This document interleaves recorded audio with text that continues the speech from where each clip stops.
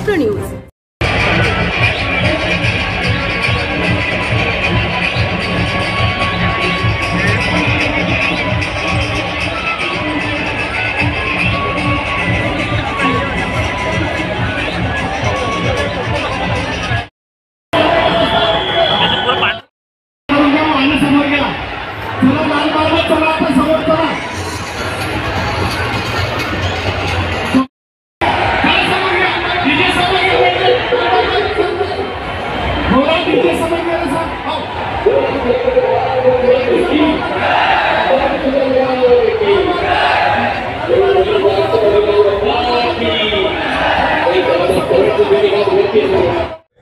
सन 1881 पासनं या मारबत प्रोसेशन ची सुरुवात झाली।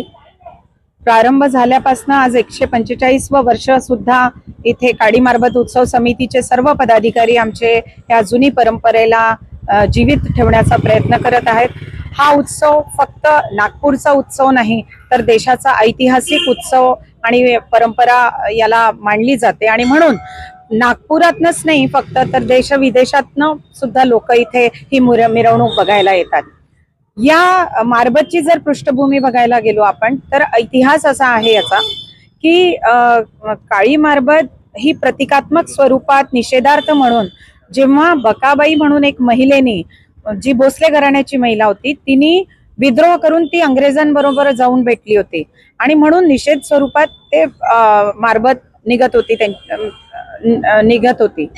मध्यंतरच्या काळात 50-60 वर्षाच्या नंतर जेव्हा लोक तिला देवीसारखं पूजलं जाते, तिथे लोक श्रद्धा अर्पण करतात, तिथे काही मन्नत मागतात, त्या लोकांच्या मन्नता जेव्हा पूर्ण झाल्या तेव्हा लोकांचा अजून विश्वास या देवीवर वाढलं आणि आता तुम्ही बघाल की हजारो साड्या या देवीला ओटीच्या स्वरूपात येतात आणि श्रद्धेचं स्थान मानलं जातं।